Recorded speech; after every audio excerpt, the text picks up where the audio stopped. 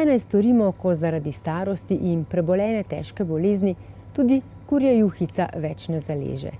To smo pa vprašali doktorja Iztoka Ostana, avtorja knjige Beljakovine za življenje in smrt.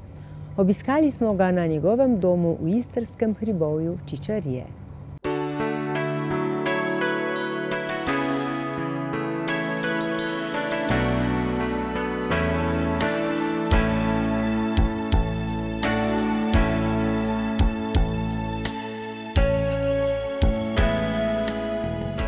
Na pragu svojih 50 let sem bil zdrav, ampak vidno izčrpan. Začel sem telovaditi, kupil teži, jedel bolj bogato beljakovinsko hrano, ampak ni dosti pomagalo.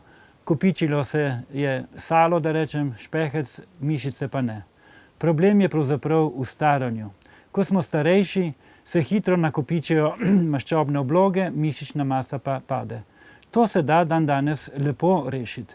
Treba je pa vedeti nekaj več o presnovi beljakovin. Beljakovine so velike molekule v naših celicah, ki imajo dušik in so izrednega pomena. Niso samo za mišice, ni za rast otrok, ampak vsi hormoni, vsi encimi, imunoglobulini, hemoglobin, rdeče krvničke, vse to, kar dela celica, pravzaprav delajo beljakovine. So pa zelo težavne pri presnovi. Namreč že za prebavo, za razgraditev na sestavine, ki jih imenujemo aminokisline, je potrebno več ur, včasih celo 7 ur, od 3 do 7. No, ampak to še ni glavni problem. Ko pridejo te aminokisline do celic, tu se začne glavni problem, namreč izkoristek na celični ravni je zelo nizek. Več kot 50% aminokislin, ki pride v celice, se ne izkoristi, telo to razgradi, nastanejo močni strupi, dušični strupi, amonijak, to gre v jetra, obremenjuje jetra, tam se predela v sečnino in to potem obremenjuje ledvice. No, in tu je zdaj centralni problem. Narava je ta problem rešila tako, da je mladim in močnim dala dobre ledvice in jetra, da so te strupe lahko zlahka odpravijo. Mi starejši pa imamo problem, da je v naših jetrih pri 70 letih komaj 30% celic, ki smo jih imeli pri 30 letih.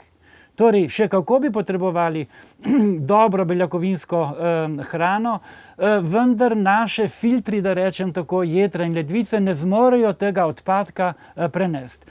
Kri se zapaca, sečnina se nabira v krvi, putika nastaja, slabo se počutimo in takrat rečemo, dobro, saj sem vedno rad kaj mesenega ali pa jajca pojedel, ampak zdaj mi to več ne paše toliko in gremo na mineštrce. In tako pridemo v beljakovinsko podhranjenost, ko pravzaprav telo začne sam sebe jesti.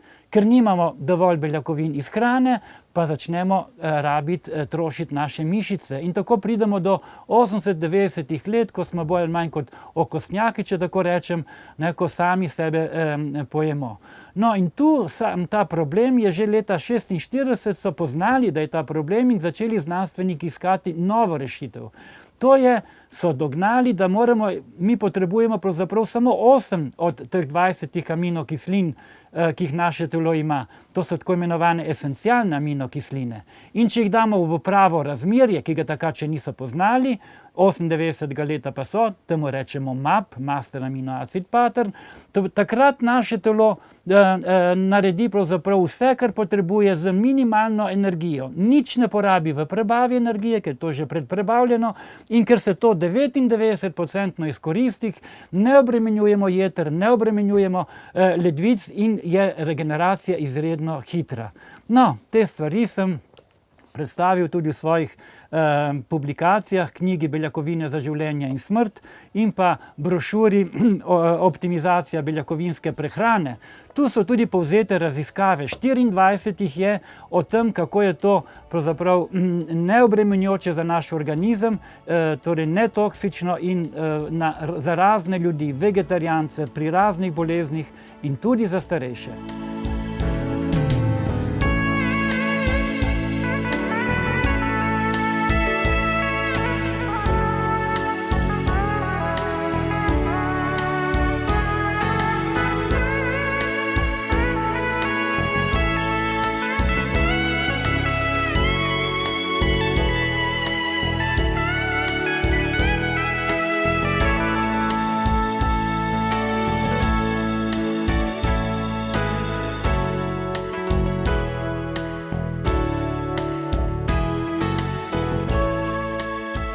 Obstaja študija pri ljudeh od 65 leta navzgor starih, ko so se v 2 mesecih tako okrepili mišično maso, da so 4-krat več lahko hodili.